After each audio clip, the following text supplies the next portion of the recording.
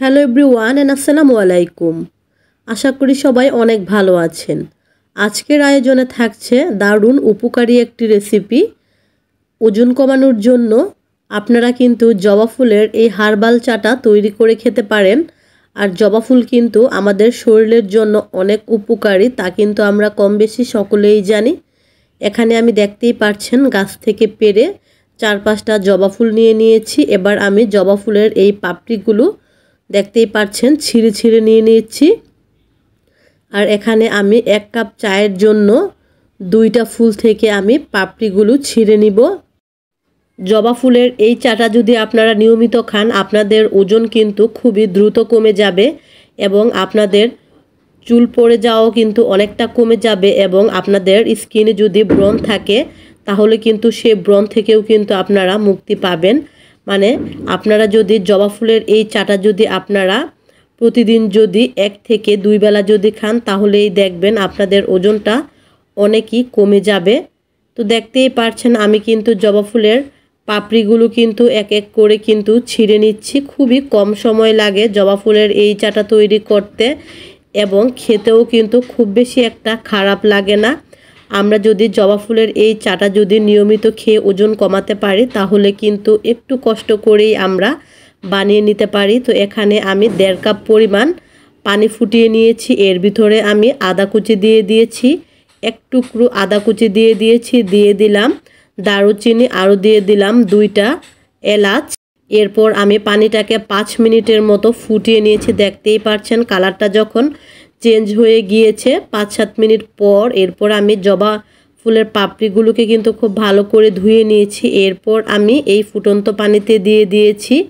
তো দেখতেই পাচ্ছেন কালারটা কিন্তু আস্তে আস্তে চেঞ্জ হয়ে যাচ্ছে।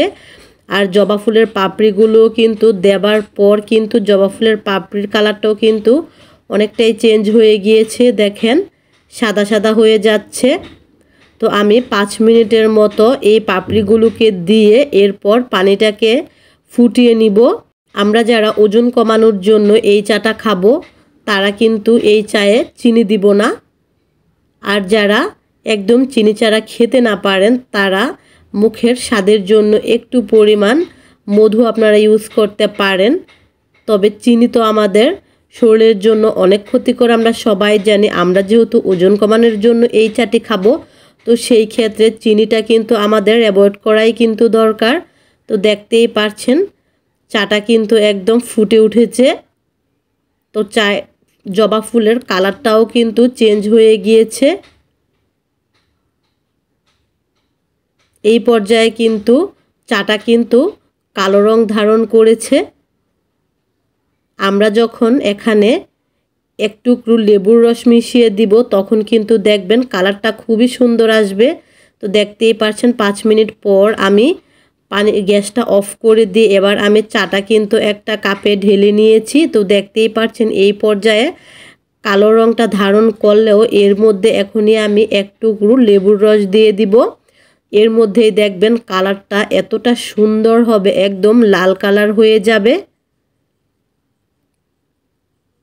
আমি এখানে লেবুর রসটা দেবার পর আর কিন্তু কোনো কিছু ইউজ করব না, মধু বা চিনি। তবে আপনারা যদি শুধু এইভাবে খেতে না পারেন সেই ক্ষেত্রে একটু পরিমাণ লেবুর রস আপনারা মিশিয়ে দিবেন। তো দেখতেই পাচ্ছেন কতটা সুন্দর হয়েছে চায়ের কালারটা। আর খেতেও কিন্তু মাশাআল্লাহ অসাধারণ এই জবা ফুলের চাটি।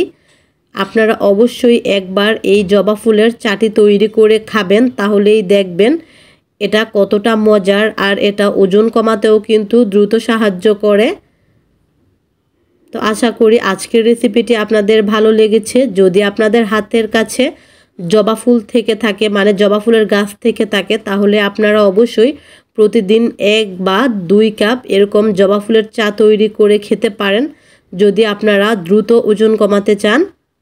তো আজকের মতো এখানেই বিদায় নিচ্ছি। আশা করি আজকের রেসিপিটি ভালো লেগেছে।